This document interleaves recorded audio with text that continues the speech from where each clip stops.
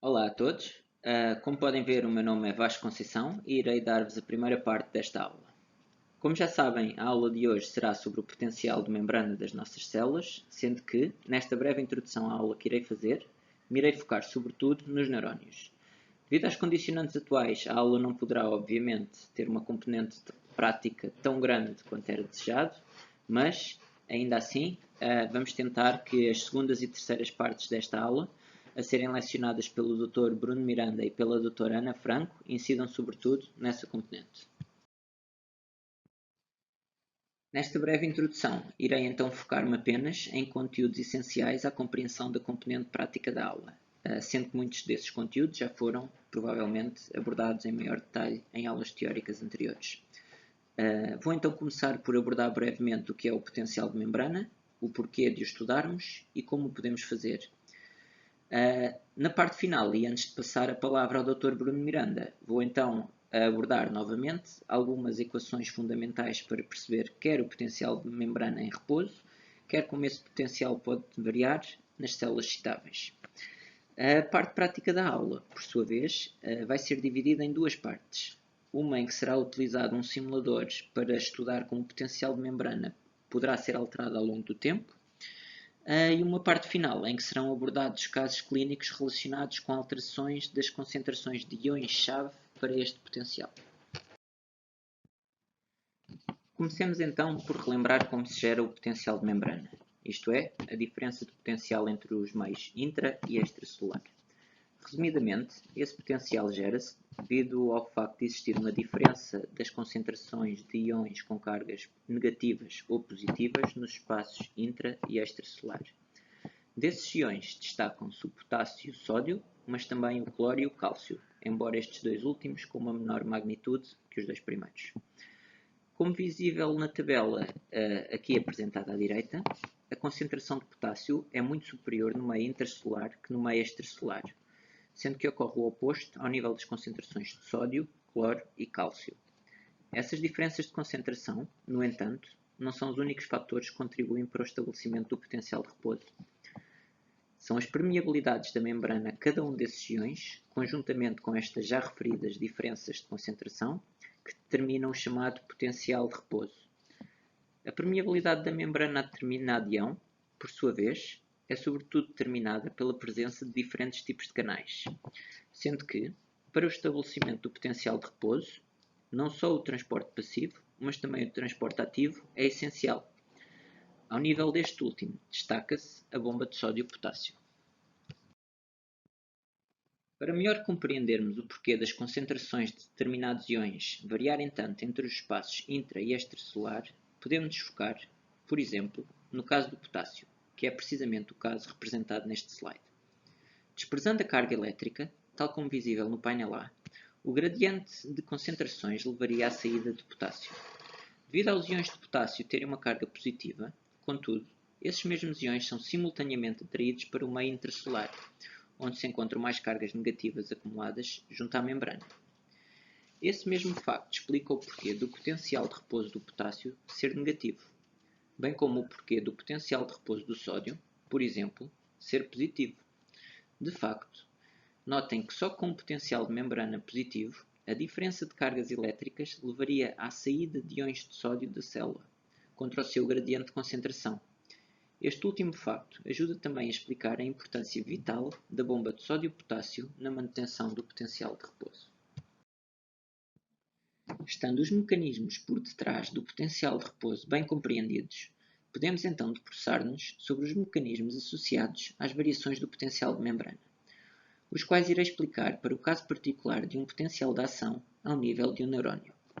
Como saberão, num potencial de ação são, regra geral, observadas três fases distintas: a fase de despolarização, a fase de repolarização e a fase de hiperpolarização. Estas diferentes fases, por sua vez, estão intrinsecamente relacionadas com uma alteração seletiva da permeabilidade a diferentes íons. Em particular, a fase de despolarização está associada a uma abertura de canais de sódio controlados por voltagem, a qual leva a um enorme aumento da permeabilidade e condutância dos íons de sódio e se caracteriza como tal, por um grande aumento do potencial de membrana, na direção do potencial de repouso do sódio. Ainda na fase de despolarização, dá-se o início do fecho dos canais de sódio e o início da abertura dos canais de potássio controlados por voltagem, o que leva a que o potencial de membrana não convirja realmente para o potencial de equilíbrio do sódio e comece, sim, a descer. É aqui que entramos na chamada fase de repolarização. Durante a fase de repolarização, a permeabilidade ao sódio é então aproximadamente nula, atingindo-se, contrariamente, o pico da permeabilidade e de condutância do potássio, cuja saída da célula leva a um decréscimo progressivo do potencial de membrana até um valor tipicamente abaixo do potencial de repouso. É aqui que se entra na chamada fase de hiperpolarização, durante a qual se dá o fecho progressivo dos canais de potássio ainda abertos e o consequente reestabelecimento do potencial de repouso. Uma nota importante nas frases acima é a distinção entre permeabilidade e condutância, dois termos que usei. De um modo simples, a abertura de um determinado canal, por exemplo, de sódio, leva a um aumento da permeabilidade a esse íon, mas essa abertura não leva necessariamente a um aumento da sua condutância. A condutância de um íon é, sim, função da permeabilidade a esse íon e do gradiente eletroquímico. No caso concreto do potencial de ação, estes conceitos estão, contudo, intrinsecamente relacionados, pois, devido às diferenças de cargas e concentrações já referidas, a abertura de um canal iónico acaba por se traduzir no aumento da sua condutância, conforme visível no gráfico. No entanto, em condições de equilíbrio, isso não seria necessariamente verdade. Terminada esta explicação, podem-se, no entanto, questionar sobre qual a importância de perceber todos estes mecanismos. Para vos responder a essa hipotética questão, vou apresentar dois argumentos. O primeiro é o de que o potencial de ação é, digamos que, a entidade essencial à comunicação entre neurónios, bem como entre os neurónios e outras células, como, por exemplo, as células musculares. De facto, ao nível de uma sinapse química, por exemplo, a quantidade de neurotransmissor libertada é proporcional ao número de potenciais de ação num determinado intervalo de tempo. Isto assumindo, claro, que não são atingidas condições de saturação. Este primeiro argumento é, no entanto, insuficiente, na medida em que não explica, por exemplo, a importância de explicar estas dinâmicas matematicamente. Para responder a essa segunda questão, podemos focar em exemplos práticos, nomeadamente no caso do eletroencefalograma, ou EEG. De facto, o EEG permite avaliar a atividade elétrica do cérebro, sendo útil, por exemplo, para detectar atividade epilética, bem como o foco da mesma. No entanto, a interpretação do EEG é longe de óbvia, mesmo que, para quem não sabe os detalhes metodológicos, o possa parecer. De facto, ao interpretar um EEG, estamos a resolver, correta ou incorretamente, o chamado problema inverso. O processo de, a partir de um conjunto de dados, neste caso os sinais elétricos medidos no scalp, inferir os mecanismos que produziram esses mesmos dados.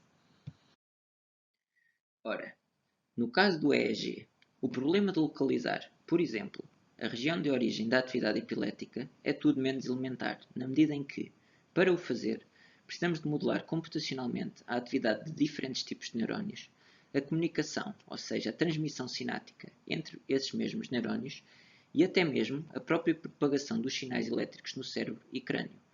Esta última não está, no entanto, representada aqui neste slide. Enquanto que não quero, de maneira nenhuma, entrar nos detalhes matemáticos de todas estas equações, peço-vos, contudo, que notem, em particular, na variável g, representada aqui nesta equação abaixo. Ora, esta variável g descreve precisamente a condutância, embora, neste caso, de um dado neurotransmissor, como, por exemplo, o glutamato, e não a condutância de um determinado íon, como, por exemplo, o sódio. Notem, contudo, que essas condutâncias estão intrinsecamente relacionadas, na medida em que o glutamato pós-sinaticamente leva, por exemplo, à abertura de canais de sódio. Se tiverem interesse, podem também consultar o primeiro minuto e 40 do seguinte vídeo sobre a relação entre as condutâncias do glutamato e sódio, antes de continuarem para o seguinte slide desta aula. Antes de entrar em mais detalhes teórico-práticos sobre o potencial de membrana, queria, no entanto, referir que a resolução do problema inverso não é, de maneira alguma, específica do EEG. É sim algo que farão regularmente na prática clínica, podendo usar para isso sinais de diferentes tipos, tal como visível neste slide. Não entrando em detalhes de como os diferentes tipos de sinais referidos no slide anterior são adquiridos, queria, ainda assim, realçar que, em casos como o EEG ou, por exemplo, o ECG, é necessário um grande pré-processamento do sinal adquirido antes de que o problema inverso possa ser resolvido. Nomeadamente, são necessários usar filtros para eliminar sinais cujas frequências difiram das do nosso sinal de interesse, nomeadamente altas frequências acima das bandas de interesse e possivelmente causadas por ruído indesejado, bem como baixas frequências relacionadas com um possível drift do sinal ao longo do tempo.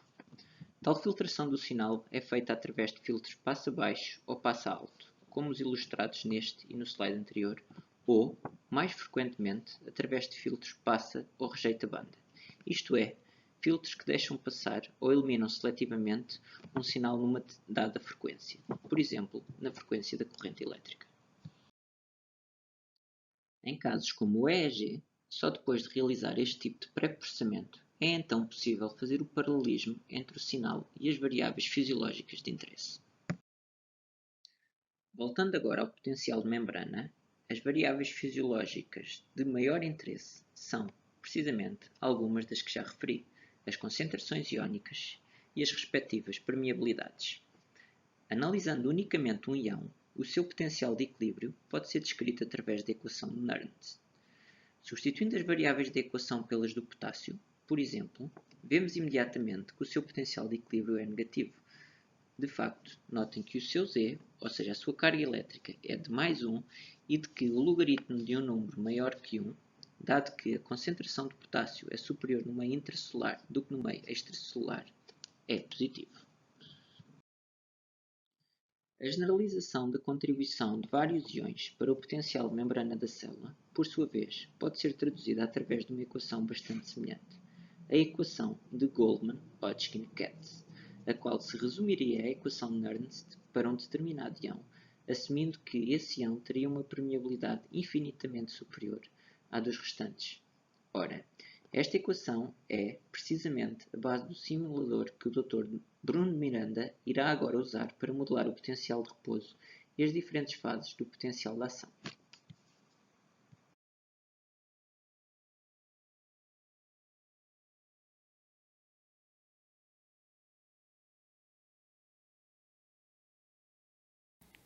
Bom, vamos então partir para a parte prática da aula. Esta vai se dividir em duas componentes. Uma primeira sobre a modulação dos canais iónicos e o seu impacto na equação de Goldman. Vamos avaliar para cada um dos íons, dos canais de cada um dos íons, o seu impacto no potencial de membrana. E uma segunda parte com alguns exemplos mais práticos e de relação com conteúdo mais clínico para realmente vos mostrar a implicação que este conhecimento pode ter a nível mais prático. O link que utilizávamos nos anos anteriores para o simulador da equação de Goldman infelizmente deixou de funcionar. Deveu-se ao facto da universidade que o desenvolvia, a Universidade de Arizona, nos Estados Unidos, ter passado este programa para uma aplicação e essa aplicação está disponível, infelizmente, apenas para os dispositivos iOS, não tendo, portanto, disponível uma versão para Android. De qualquer forma, eu vou-vos mostrar como, por um lado, podem fazer o download e também fazer eu próprio a explicação de forma a que possam acompanhar a aula aqueles que não têm esse dispositivo. Para fazerem o download da aplicação, vão ao App Store e basta começarem a carregar, a introduzir os iniciais de Nernst e aparece-vos logo o simulador, sendo, portanto, este simulador do lado direito e fazem o download respectivo.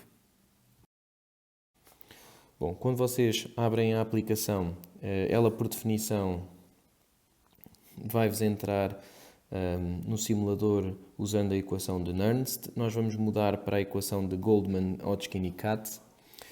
Vou agora apenas, de uma forma breve, introduzir-vos a aplicação. Portanto, no topo superior tem a equação de Goldman, Hodgkin e Katz.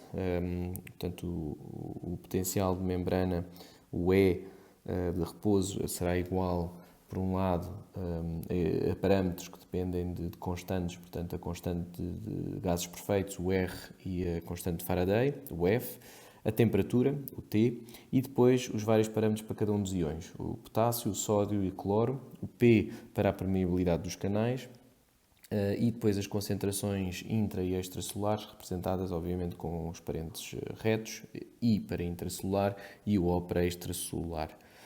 Também podem ver que o resultado, neste caso, do potencial de membrana é menos 59,236 mV. Estes valores depois vão então sofrer alterações.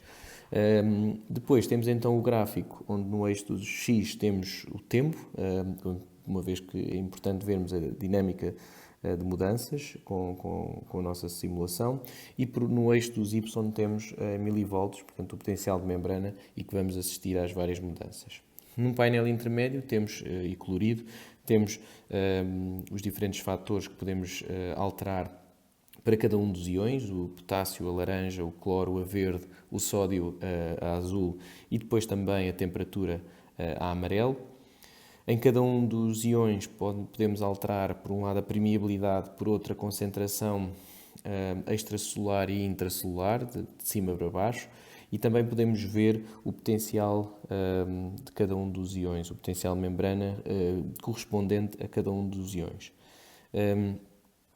Mais abaixo temos também diferentes tipos de células que podemos escolher como predefinições, e vamos, no nosso caso, adotar o axónio da lula gigante, que foi esse que foi inicialmente descrito e também é muito utilizado na literatura habitual. Bom, o que é que podemos observar já no simulador? Que o potencial de membrana é negativo. Aqui para o axónio da lula gigante é menos 58 mV, mas a referência para nós é na ordem dos menos 70 mV. Por um lado, quanto ao potássio, nós podemos ver que a quantidade, a concentração de potássio intracelular é muito superior à concentração extracelular. O reverso acontece para o sódio. Esta diferença é assegurada, não esquecer, pela NAK mais ATPase. Obviamente que nas situações de movimentos passivos para abertura de canais de potássio ou de sódio são obviamente no sentido de saída de potássio para o espaço extracelular quando os canais de potássio estão abertos, dada este diferencial, e, por outro lado, a entrada de sódio para o espaço intracelular quando os canais de sódio estão abertos. O potencial de membrana, como estávamos a falar há pouco, é na ordem dos menos 58 neste caso, mas menos 70 como referência, e como podem ver, é muito próximo do potencial de equilíbrio para o potássio, uma vez que a permeabilidade dos canais de potássio em estado de repouso é maior, como também podem ver aqui no simulador, é maior do que a permeabilidade para os canais de sódio. E, portanto, há mais canais de potássio abertos do que canais de sódio. Assim, o principal determinante do potencial de membrana de repouso é a concentração intra ou extracelular de potássio. Vamos então agora partir para alguns casos mais particulares de alterações da permeabilidade de cada um dos canais. Por ver o impacto de alterações de permeabilidade dos canais de sódio. Por um lado, se reduzimos a permeabilidade do canal de sódio, é de esperar realmente pouco efeito, uma vez que a membrana já tende por defeito a ter uma permeabilidade muitíssimo baixa para o sódio. E assim, se nós conseguimos baixar na totalidade, vamos ter apenas uma muito ligeira redução no potencial de membrana de repouso. Por outro lado, Se nós aumentarmos a permeabilidade do sódio, vamos então ter uma entrada de sódio para dentro da célula e, como consequência, um potencial muito mais elevado de membrana. Vamos então agora ver o que acontece com alterações na permeabilidade dos canais de potássio. Ora, nós por defeito já sabemos que a membrana é bastante permeável aos canais de potássio e, portanto, um aumento da permeabilidade dos canais de cálcio, como vamos agora ver. Portanto, se aumentarmos, o que é que vai acontecer? O aumento da permeabilidade vai permitir que haja uma saída de potássio do espaço intra para o espaço extracelular, uma vez que o diferencial é a favor disso e, como consequência, vai haver uma hiperpolarização, que é ligeira, porque, como já sabemos, essa permeabilidade já é bastante elevada para o potássio no estado de repouso. Se, por outro lado, nós reduzirmos muito o potencial, a permeabilidade do potássio, vamos assistir a um aumento do potencial de membrana, também ligeiro, fruto do facto de existir uma redução na saída do potássio para o espaço extracelular e, portanto, um aumento do potássio intracelular. Nesse sentido, vai haver um ligeiro aumento, no sentido de uma despolarização ligeira. Vamos agora ver o que acontece a alterações da permeabilidade dos canais de cloro. Se nós, por um lado, reduzirmos muito a permeabilidade ao cloro, isto vai ter um efeito muito pouco significativo, uma vez que a membrana tende por defeito a ter uma permeabilidade já ao cloro muito reduzida. Se, por outro lado, nós aumentarmos a permeabilidade ao cloro, isto vai levar a que haja uma entrada de cloro para o espaço intracelular e, como vocês observaram, a uma redução do potencial de membrana, isto é, uma ligeira hiperpolarização. Agora ver o impacto que o aumento de permeabilidade tem quando isto acontece simultaneamente em mais do que um dos canais. Vamos dar como exemplo, primeiro, alterações na permeabilidade, o aumento da permeabilidade dos canais de sódio e de potássio.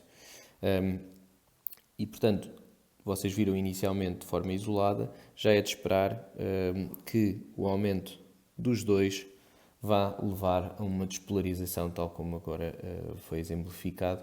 Portanto, vai haver um aumento da carga intracelular, fruto de uma entrada de íons de sódio e sabendo nós que a permeabilidade da membrana ao potássio é por base já elevada, portanto, qualquer efeito de hiperpolarização que tenha é sempre ligeiro.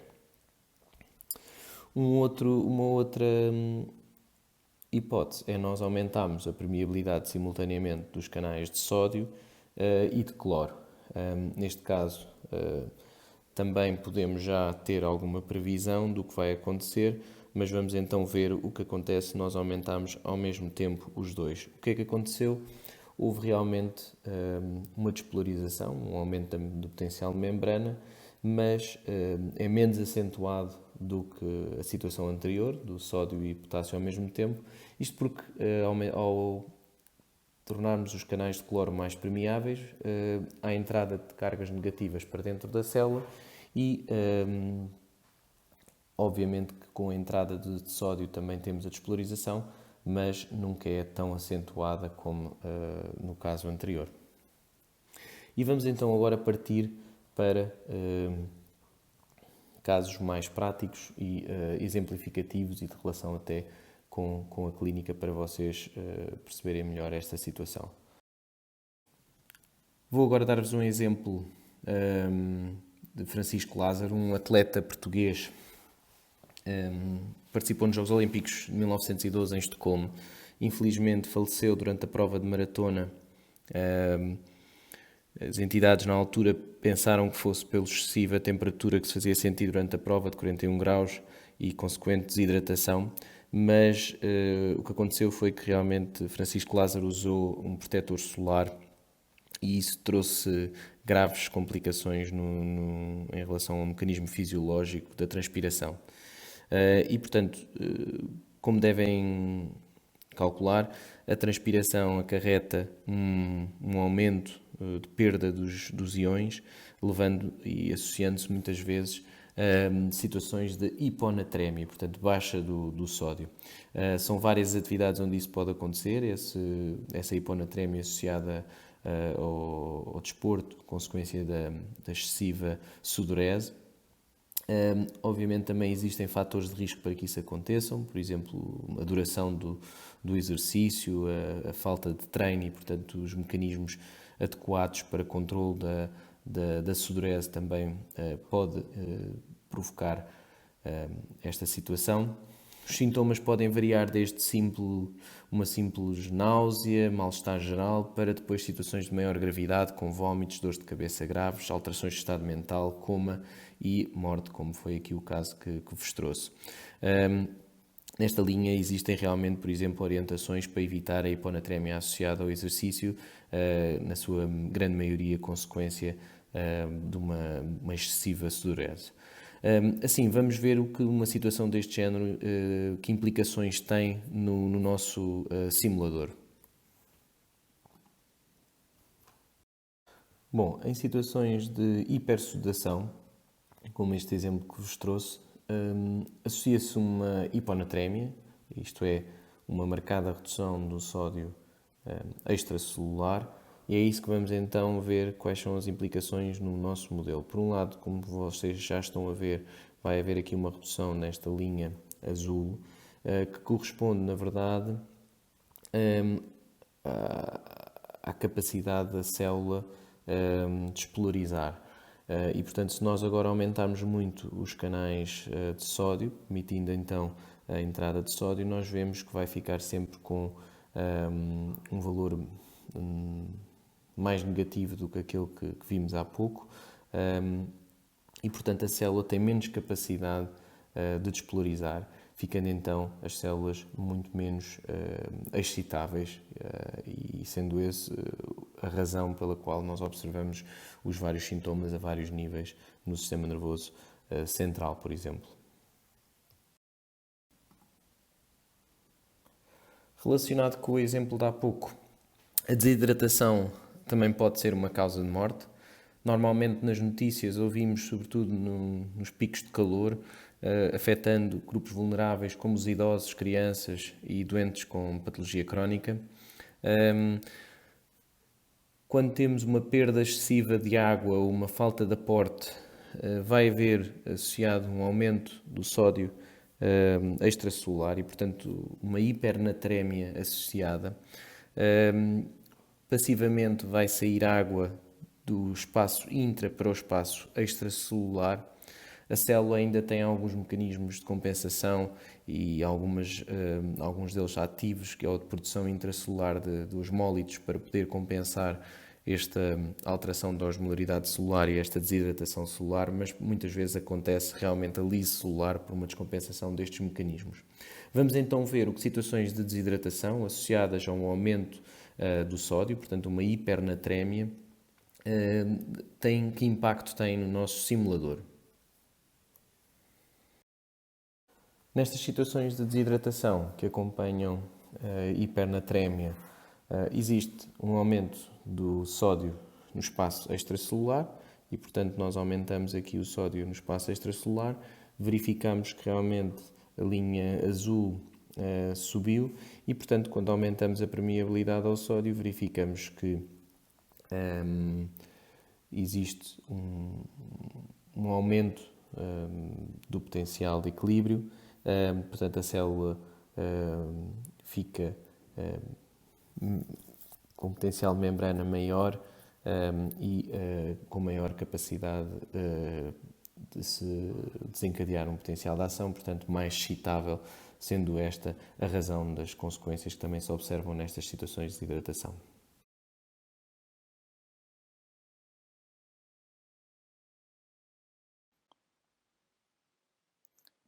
A hipocaliemia pode ter várias causas.